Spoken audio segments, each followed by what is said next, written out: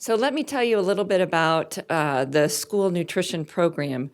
We do not receive funds from the public education program. Ours are all through the USDA and subsequently the Farm Bill.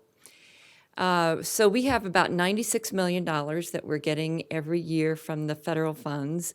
Our state program provides about $1.6 million, and our local funds come from the meals that are purchased from students, and that's about $12 million a year.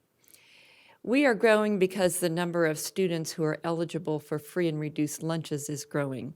So back in 2010, when it was 51% of our students eligible for free and reduced, now in 2018, it has grown to 73%. So while I talked to you about the wonderful things that we're doing in schools and how we're growing, I also have the part of my job that says it's really too bad that this is growing. Our focus is to maximize the number of children who are eligible. So we have a very focused campaign to make sure that children receive their status for free and reduced eligibility before school starts.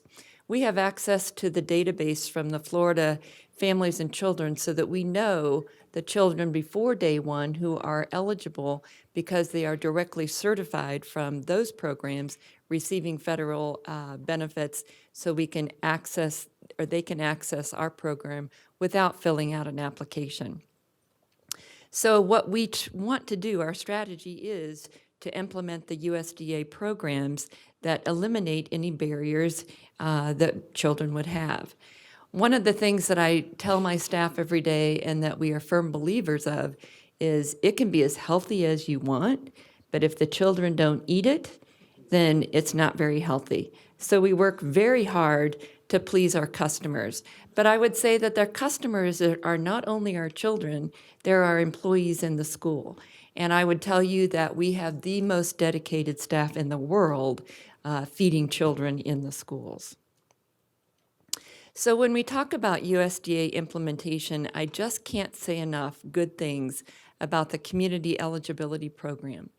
This USDA program allows us to say that because the school is in an area that is such high poverty, that we can feed all of the children in the school at no charge. And that means that there is not an identity of the children who qualify for free and reduced meals. It means that every student receives the meals, and that sets a culture so that everyone is eating. And it may seem surprising to you, but not after that map, right? 112 schools qualify for this CEP program. And in the other schools, then we have students who are eligible for free, reduced, and paid meals, and those are anonymous. And as much as we try not have the cafeteria be where the children who are eating on free and reduced eligibility, I can tell you it still does happen, and that's why we need the leadership in the schools. But for the most part, the majority of our schools serve meals at no charge. So